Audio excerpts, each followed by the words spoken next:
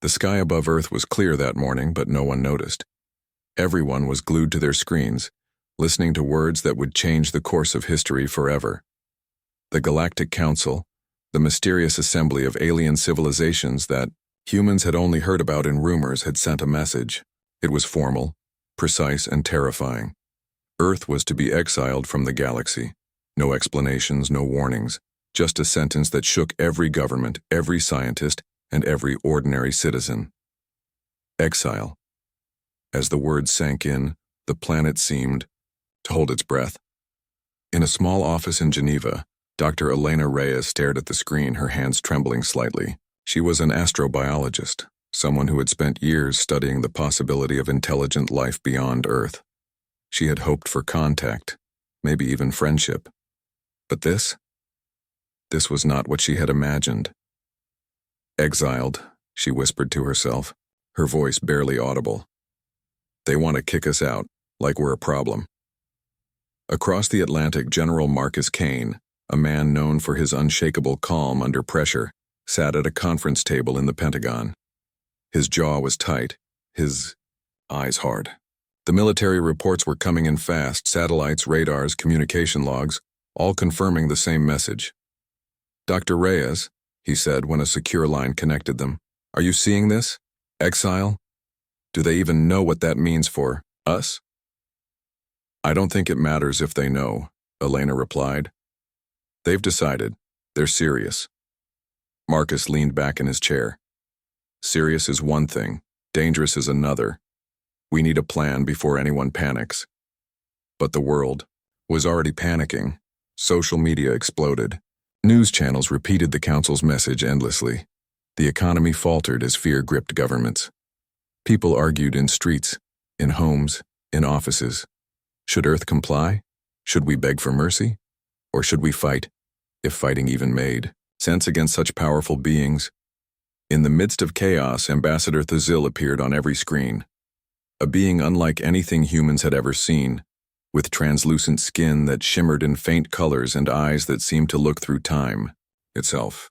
Thazil spoke in a voice that carried authority and calm at the same time. "The Council has decided," Thazil said, each word deliberate. "Your species is unpredictable and dangerous. You lack the maturity to coexist with the other civilizations of the galaxy. Therefore, Earth is to be exiled. You will be given 1 Earth year to prepare for relocation. Compliance will ensure safety. Resistance will be met with force. A year." The thought was almost laughable. 1 year to leave a planet, to convince the galaxy that humans were worth keeping, or to face annihilation. Dr. Reyes slammed her hand on the table. 1 year? That's impossible. There's no way we can travel to other star systems in 1 year. We're not ready. We're just getting started. Marcus's fingers drummed on the table. "Then we don't wait for them. If they want to exile us, we get ahead of them. We leave first. Show them we're not helpless." Elena stared at him, incredulous. "You're talking about building starships, massive ships capable of interstellar travel. We don't even have the engines yet." "Then we'll make them," Marcus said firmly. Humanity always finds a way when it's cornered. And he was right. Humans had survived worse. Wars, plagues, natural disasters. Every time they adapted, learned, and fought back. The Council had underestimated them. That much was clear. In secret, a coalition formed. Scientists, engineers, astronauts, military leaders, and even ordinary volunteers joined forces. They called it Project Exodus. Its goal was simple. Humanity would not wait for exile. Humanity would show the galaxy that they were clever, resourceful, and worth keeping, not as subjects to be judged, but as equals to be respected. In laboratories across the world, scientists worked day and night. Elena led a team focused on communication. If humans were going to survive, they needed to understand alien technology, even if only a little. She studied old Council transmissions intercepted over the years, decoding their language, understanding patterns, learning how the aliens thought. Meanwhile, engineers worked on massive starships. These weren't just spacecraft. They were self-sustaining cities capable of housing thousands of humans for decades if necessary. Every hull, every engine, every system had to be perfect. Failure was not an option. Marcus oversaw the military and strategic operations. Humanity couldn't just build ships, they had to survive whatever the galaxy might throw at them. Training programs were created to prepare humans for combat, negotiation, and survival in alien worlds. People adapted quickly, learning skills that no one had imagined needing before. Despite the fear, a sense of purpose spread. Humanity had a common enemy, yes, the Council's decision, but also a common goal, freedom. The world began to unite, in ways it hadn't in centuries. Borders, politics, and rivalries mattered less than the survival of the species. Weeks turned into months. Rumors of spies and Council agents attempting to monitor Earth's preparations reached the coalition. But humanity was clever. They created decoys, misdirection, and encryption, making sure that even if the Council was watching, they wouldn't understand the full extent of human ingenuity. One evening, Elena stood on the balcony of her apartment looking at the stars. "We're going to do it," she said softly. "We really might pull this off." A few blocks away, Marcus stared at a map of the galaxy, marking potential worlds for colonization. "We don't just survive," he murmured. "We thrive. And if they try to stop us, they'll see just how dangerous humans can be when cornered." Back in the Council's chambers, Exile reported to other members, the alien delegates murmuring in concern. "Humans are acting unexpectedly," Exile said. "They are preparing. They are not waiting for our enforcement. This may be more complicated than we anticipated." Complicated indeed. Humans had never been predictable. That was their greatest strength. When others assumed they would comply, they would defy expectations.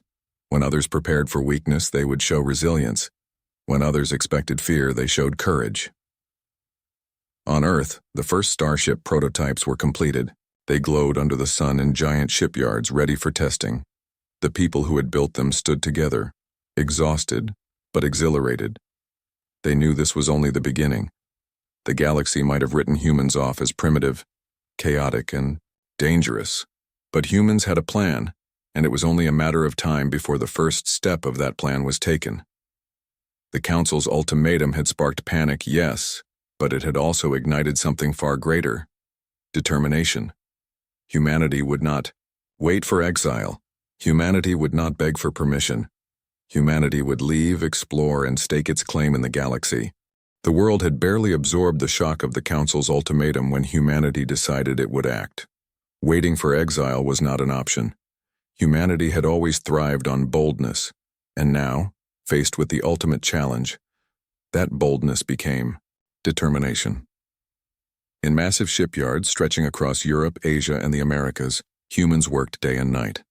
The first prototypes of interstellar vessels gleamed under the floodlights, enormous structures of metal and energy, unlike anything the galaxy had ever seen.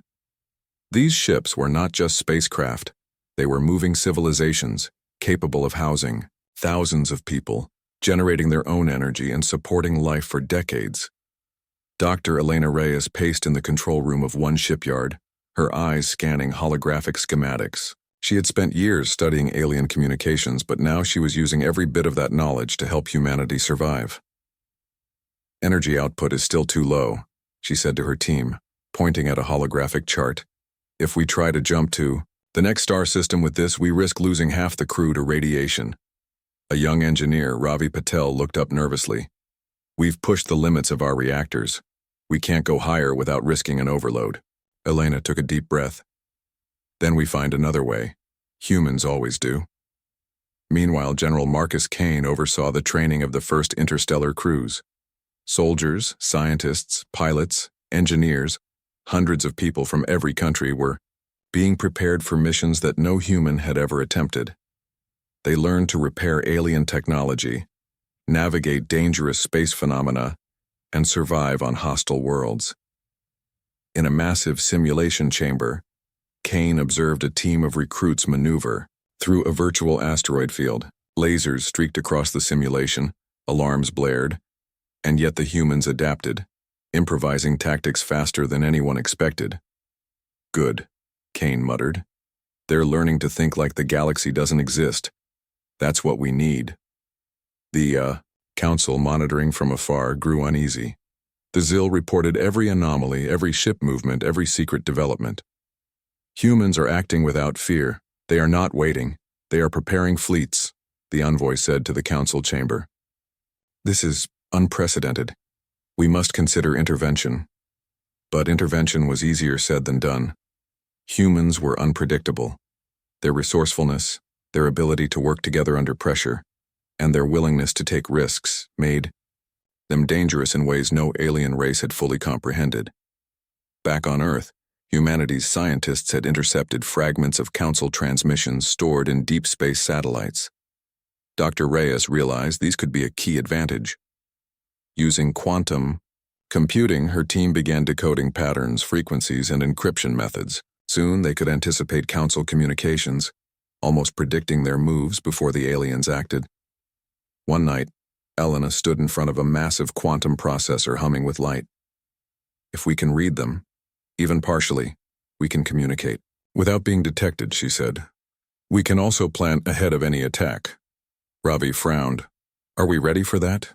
Reading alien minds seems risky. Elena smiled faintly. We're already in the game. The question is, can we survive and win? Human engineers also faced another challenge. Propulsion. The fastest engines on Earth could barely reach the nearest stars in thousands of years.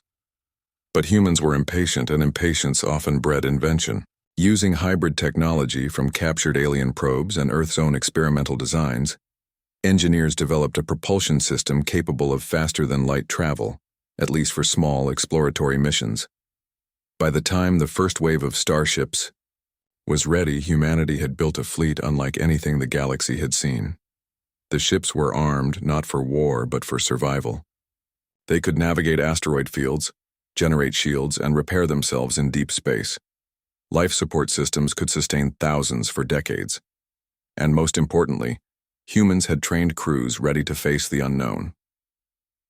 Marcus Kane stood before the assembled crews for the final briefing. His voice was steady, firm, carrying the authority of someone who had seen war and knew the stakes of survival.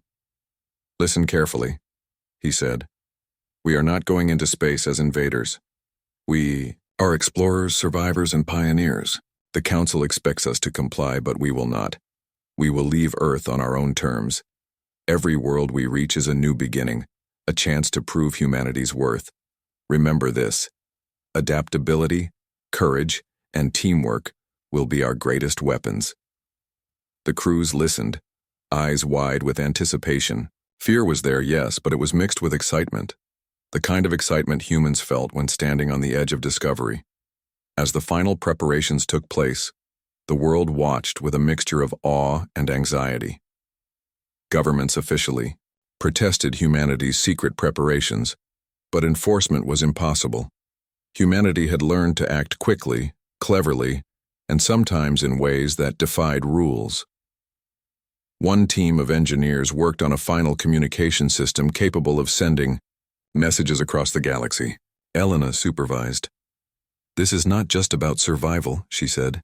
It's about making sure the galaxy knows humans exist, that we are clever, resourceful, and worthy of recognition. The Council, meanwhile, grew increasingly frustrated. Reports of human fleets testing new propulsion methods, creating self-sustaining colonies on uninhabited moons, and training for unknown missions reached them. The Zil warned repeatedly. Their behavior is beyond expectation. They are learning faster than predicted. And learning fast was exactly what humans did. Within months, they had mastered alien navigation techniques, mapped potential colonization sites, and tested the first jump beyond the solar system. Each jump brought new discoveries: strange asteroids with rare minerals, rogue comets, and distant worlds with breathable atmospheres. Humans adapted quickly, turning potential dangers into opportunities. Dr. Reyes and Marcus met one evening in the operations room. A holographic map of the galaxy stretched before them, dotted with lights marking human-controlled satellites, probe stations, and potential colonies. They're going to notice us soon, Marcus said. The Council, the ZIL, whoever is watching. Once we make a jump beyond the solar system, there's no hiding. Elena nodded. And that's the point, we're not hiding. We're showing them humans are capable of more than they thought. We'll be ready when they come. The first major test came unexpectedly. A Council scout ship appeared near Mars, monitoring human activities. It was sleek, fast, and clearly designed for observation and intimidation. Humans had no desire for conflict, but they also refused to cower. Using a combination of speed, stealth, and ingenuity, human engineers managed to disable the scouts' tracking systems temporarily without harming the crew. Marcus called it a minor victory, but it was significant. It sent a message, even if the Council didn't realize it fully. Humans could defend themselves. Word spread across the fleet. Humanity was no longer confined to Earth. They were explorers, survivors, and pioneers. Colonies on the Moon, Mars, and even asteroids had begun forming, ready to support the first major interstellar missions. One human pilot, Lieutenant Aisha Malik, prepared for her first jump beyond the solar system. Sitting in the cockpit, she adjusted controls designed by some of Earth's brightest minds. Her heart raced with excitement and fear. She whispered to herself, "For Earth, for humanity." With a flash of light and a hum that shook the ship, the jump began. Space warped, stars stretched into lines, and then silence. The ship emerged in a distant star system, uncharted and full of possibilities. Elena monitored the jump from Earth, her hands gripping the console. "They made it," she breathed. "They really made it." Marcus allowed himself a rare smile. "Step 1, he said. The galaxy doesn't exile humans.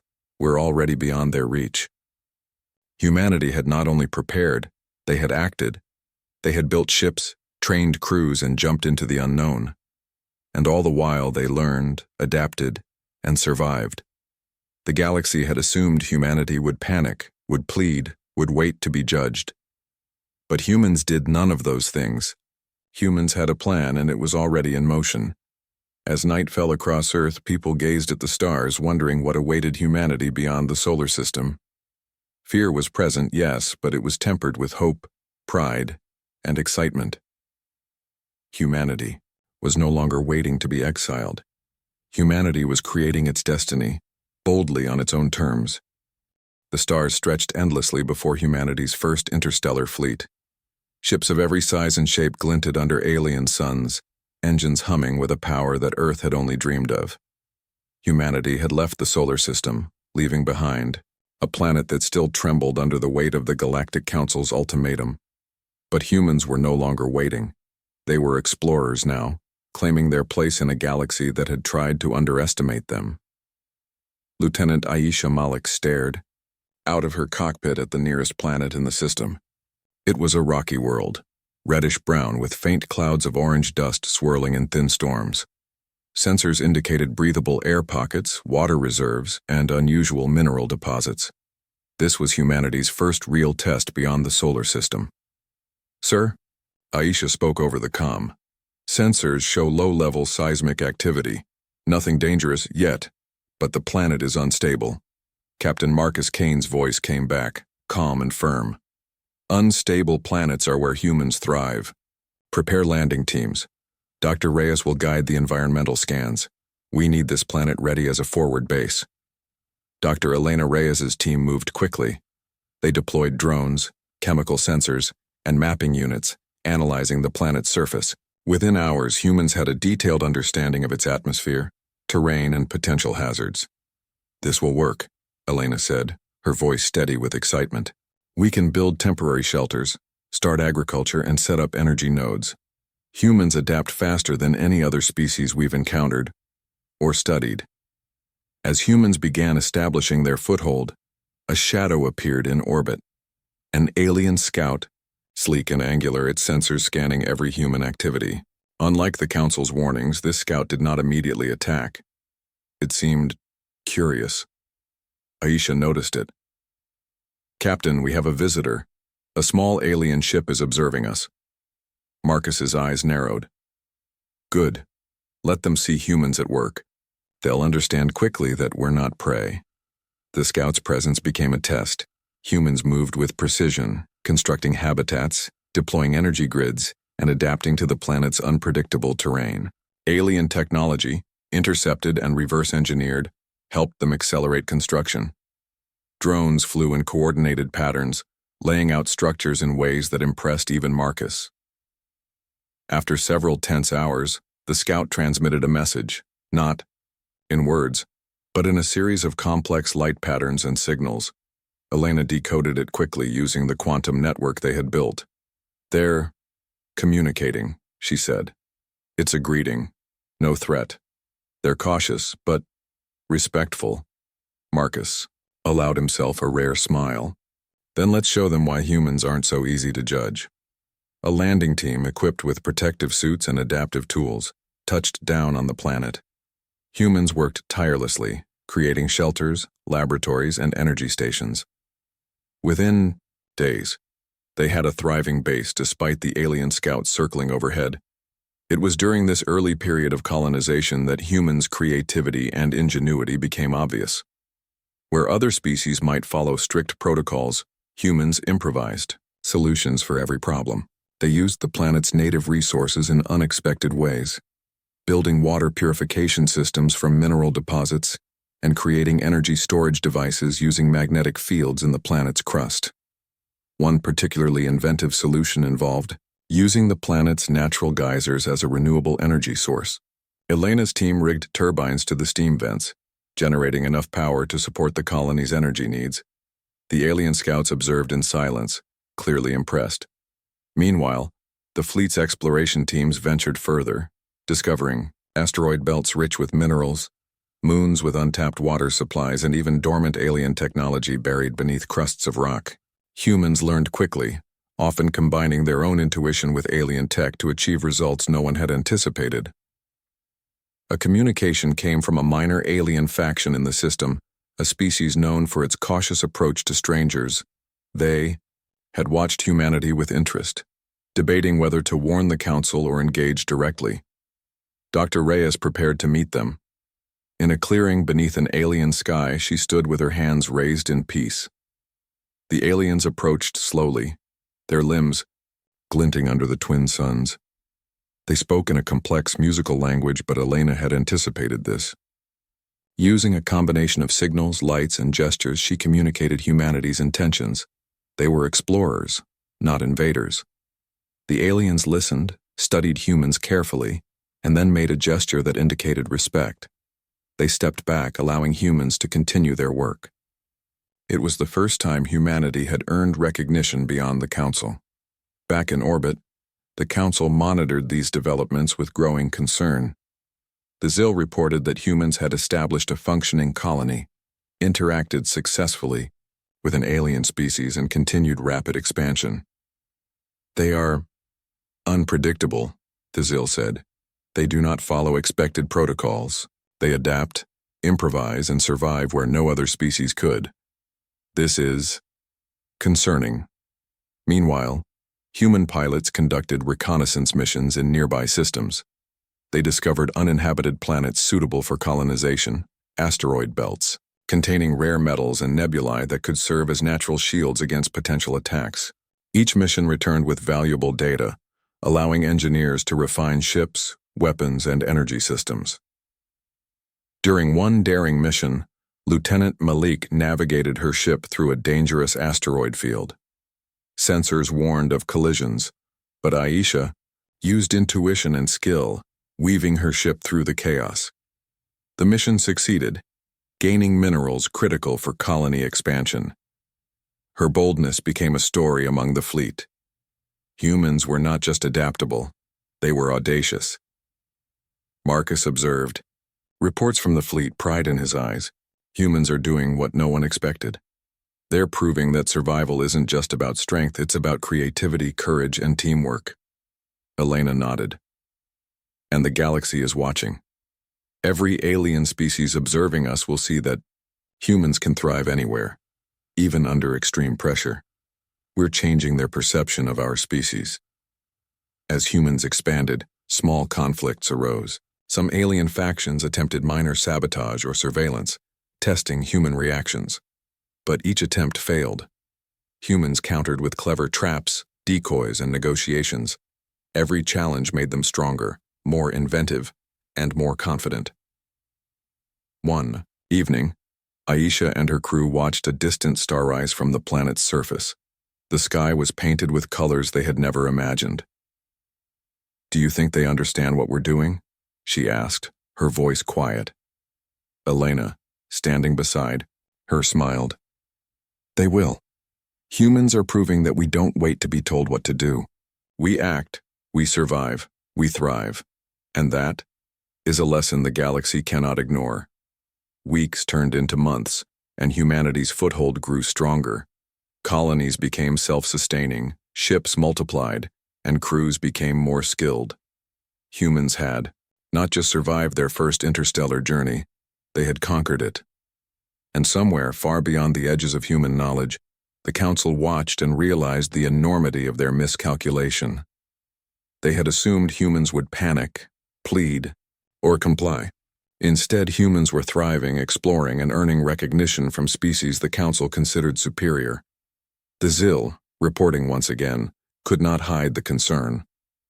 "They are exceeding expectations," the envoy said. "They are remarkable. Perhaps we underestimated them." Marcus read the report and leaned back. "Remarkable doesn't even begin to cover it. They should have exiled us.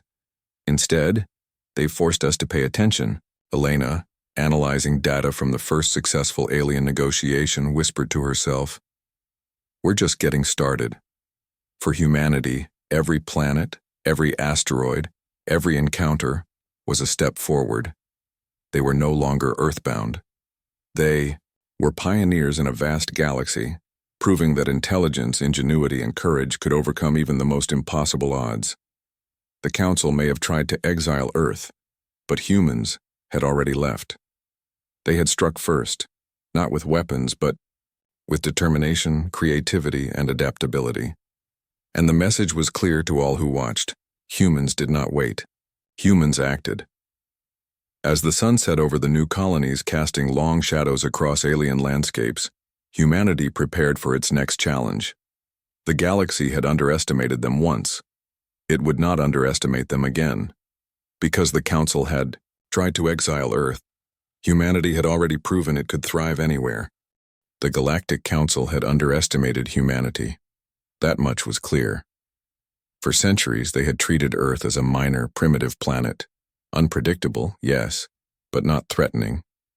Yet, in the months since humans had left the solar system, the Council realized their mistake. In the grand chambers of the Council, alien delegates gathered, murmuring among themselves in languages that hummed, clicked, or shimmered like light. The Zil stood before them, reporting with precision. "They have established colonies in multiple systems," the Zil said, voice calm but tense. "They have learned to use alien technology rapidly, interacted successfully with minor civilizations, and continue to expand at a rate we did not anticipate." The murmurs grew louder. Some delegates demanded immediate military action. Others cautioned patience, suggesting that humanity's unpredictability might be dangerous but also potentially useful. Ambassador Thazil's eyes scanned the chamber. "We cannot predict humans. They do not behave according to logic, fear, or protocol. They act with creativity and courage in ways no species has done before. If we attack, we risk igniting a conflict we cannot control." The Council debated late into their cycle, yet no agreement emerged. Meanwhile, humans continued their expansion with remarkable efficiency.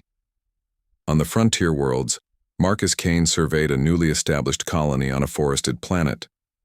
The humans had built energy grids that tapped into natural magnetic fields, water, purification systems using local minerals, and modular habitats capable of adapting to sudden storms. Every challenge, every unexpected situation had been met with ingenuity.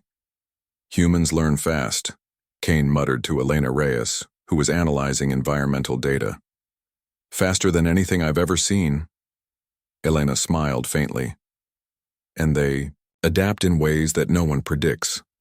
That's why the aliens are cautious. They can't anticipate our next move. It was not long before humans encountered the first attempts at direct intervention. A fleet of alien ships entered the system, sleek and imposing, clearly intent on testing humanity's capabilities. "Contact them," Kane ordered. "Let them see we are ready." Dr. Reyes worked quickly, translating signals into a form that humans could respond to. When the aliens approached, expecting compliance or fear, they were met with strategy, coordination, and confidence. Humans demonstrated their ability to navigate asteroid fields, deploy energy shields, and even use alien technology against environmental hazards. The demonstration was not aggressive, but it was unmistakably competent. The alien commanders paused, analyzing every move. They had underestimated humans' ability to think creatively under pressure. And humans did more than survive. They thrived. Meanwhile, across multiple colonies, humans reached out diplomatically. Minor alien species, intrigued by human resourcefulness, began offering alliances. Some shared technology, others offered trade agreements, while a few even provided military support, tentatively. Humanity's reputation spread faster than any fleet could travel. Elena prepared for a first official communication with the Council itself. Using the quantum network humans had developed, she sent a message across light years. "We are humans. We do not wait to be exiled. We survive, we explore, we adapt. If you wish conflict, it will be difficult. If you wish cooperation, it will be rewarding. We are here, and we are capable." The message arrived at the council chambers, where delegates debated its meaning.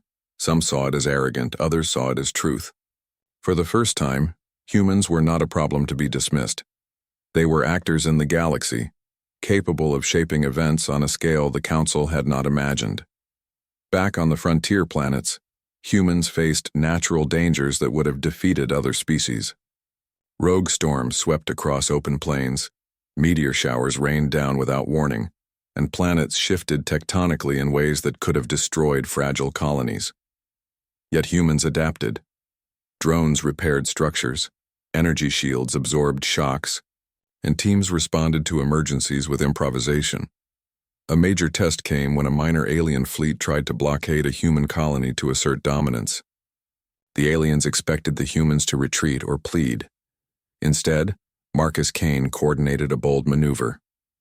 Using a combination of stealth, misdirection, and rapid propulsion technology, humans bypassed the blockade, established communication with the minor aliens, and turned the confrontation into an opportunity for trade and alliance. Elena observed the operation from orbit, her eyes shining with pride. They expected fear. They expected hesitation. Humans gave them strategy, courage, and cooperation. They are changing perceptions. The Council, monitoring these events, grew increasingly concerned. The Zil reported that human colonies were now self-sustaining in multiple star systems. Fleet numbers were increasing, and humans were actively negotiating alliances with species the Council considered irrelevant. "They are everywhere," the Zil said, "and they are growing stronger faster than any of us anticipated. Intervention may no longer be feasible." Meanwhile, back on Earth, governments realized that humanity had outgrown the planet and the Council's authority. Satellite feeds, reports from colonists, and intercepted communications showed a species moving boldly across the stars, confident and unstoppable. Fear and awe spread simultaneously. Humanity had taken the first step in a new era. Marcus addressed a gathering of fleet leaders and scientists on a command ship orbiting a newly colonized world. The Council expected panic. They expected us to comply or fail. Instead, we've proven that humanity thrives under pressure. We adapt, we survive, and we expand. Every world we touch is a message. Humans are capable, bold, and worthy of respect. Dr. Reyes added, "It's not just survival. We're showing intelligence, creativity, and diplomacy. The galaxy is learning to recognize humans as equals, not as threats or primitives." As news of humans' achievements spread, other species began to take note. Traders sought human goods, explorers asked for guidance, minor civilizations offered aid, not out of fear, but out of recognition that humans were resourceful and capable. The Council, realizing the scope of human expansion, finally convened an emergency session. The humans are no longer contained, one elder delegate said. Their influence spreads too quickly. We must reconsider our approach. The Zil responded carefully. They are not simply surviving. They are shaping the galaxy. If we attempt aggression, we risk a war we cannot control. If we attempt diplomacy, we must acknowledge their accomplishments and negotiate as equals. The debate raged for cycles. The Council had intended to exile Earth, yet humanity's actions had forced them into a new reality. Humans were not waiting. Humans were not hiding. Humans were leading, exploring, and expanding. The galaxy had underestimated them, and now it had no choice but to recognize their power. On the frontier, human crews continued their work. Colonies grew, trade routes were established, and fleets mapped unexplored sectors. The galaxy's minor civilizations began sending envoys to humanity, curious to learn more, eager to engage, and cautious to not provoke what they now recognized as a formidable species. Lieutenant Malik piloted a reconnaissance mission through a previously unknown asteroid belt. Her ship maneuvered with precision, deploying energy shields and drones to map resources. Every jump we make, every discovery we claim, is proof of human ingenuity, she thought. We are showing the galaxy what humans can do. Elena, reviewing data from the first direct contact with another civilization, reflected on humanity's journey. They expected us to wait, to obey, to comply. Instead, we acted. We learned. We adapted. And now, humans are shaping the galaxy, not just surviving in it. Marcus looked over reports of colony expansions, fleet deployments, and alien negotiations. The Council thought exile would stop us. They thought fear would control us. But humans don't wait for orders. Humans act. And the galaxy is finally realizing what we are capable of. As night fell across Earth, humans on frontier worlds, on orbiting stations, and in distant colonies gazed at the stars. They were no longer earthbound. They were explorers, pioneers, and leaders. The Council may have decided to exile them, but humanity had already proven that survival was not enough. They would thrive, boldly and unapologetically. The message was clear, not just to the Council, but to the galaxy at large. Humans were unpredictable, resourceful, and capable of achieving greatness. Any who doubted them would soon see that humanity's place in the galaxy was not negotiable. It was earned through courage, ingenuity, and unyielding determination. The galaxy had changed, whether it liked it or not. Humanity was no longer a planet-bound species waiting for judgment or exile. Humans had crossed the stars, built colonies, formed alliances, and demonstrated ingenuity and courage that few civilizations had ever seen.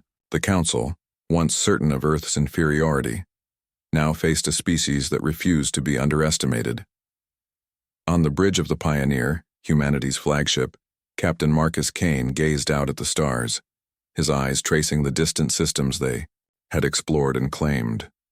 The ship hummed with energy, a city of humans hurtling through space at speeds once thought impossible.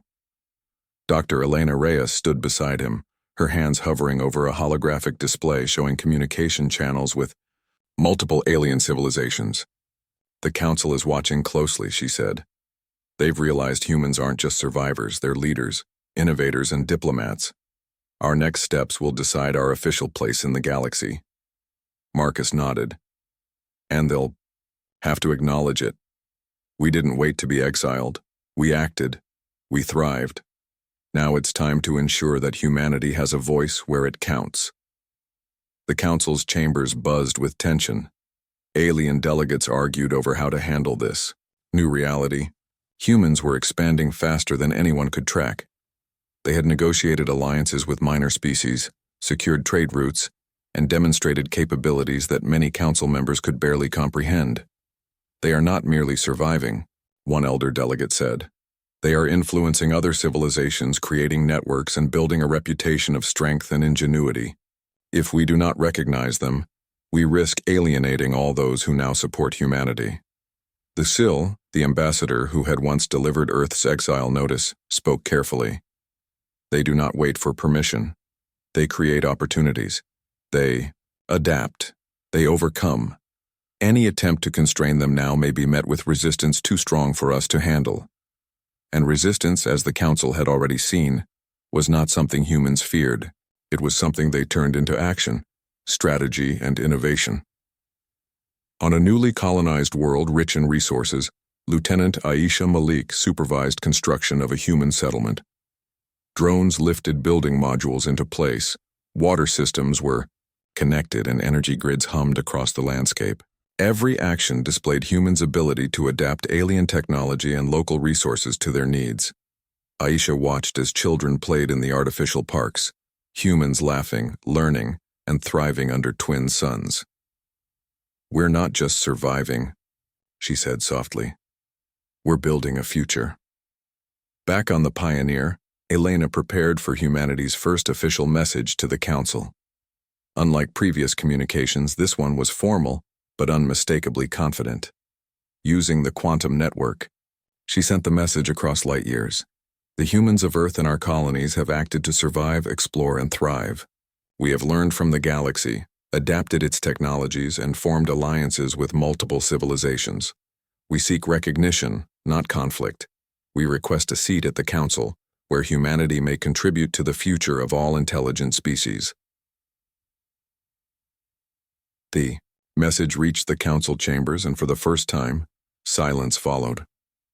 Alien delegates stared at the communication, reading, analyzing, and realizing that humans had changed the rules. They had not begged, pleaded, or submitted. They had earned a voice through action, courage, and ingenuity. Negotiations began. For days, the Council debated the terms, while human diplomats, led by Elena and Marcus, participated remotely, offering insight, compromise, and vision. Humanity demonstrated a balance of confidence and diplomacy that impressed even the most skeptical aliens. Finally, a decision was made. Humanity would be granted a seat at the Council, not as observers, not as petitioners, but as active members, with voting rights and influence over interstellar decisions. The room erupted in murmurs. Some species celebrated the inclusion of humans, seeing them as a fresh and bold addition. Others remained wary but had no choice but to respect the achievement. Back in orbit of Earth, now a symbolic homeworld rather than a sole center of power, humans celebrated. Colonies sent messages of congratulations across the stars. Trade routes were opened. Fleet commanders reported smooth operations. And humanity, for the first time, truly understood its role in the galaxy. Marcus stood on a balcony of the orbital station, looking down at the blue planet below. "We didn't wait," he said. "We didn't beg. We acted. We proved ourselves. And now the galaxy knows humans belong among the stars." Elena joined him, her eyes reflecting the planet and the stars beyond.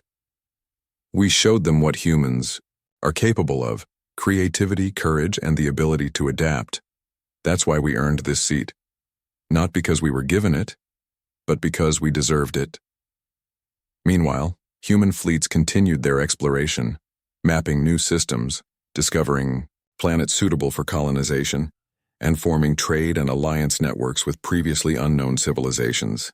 Humans' reputation grew with every successful mission, every negotiation, and every demonstration of ingenuity. Lieutenant Malik led a team on a distant world where resources were scarce and the environment harsh. Using a combination of alien, technology, and human creativity, the team established a fully functioning colony in record time.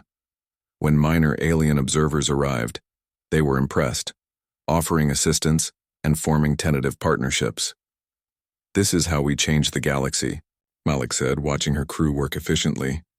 "Not through war, but through action, courage, and intelligence. Humans can thrive anywhere, and now we have the right to help shape the future." On Earth, celebrations continued. Humanity had proven that it could not be controlled, exiled, or underestimated.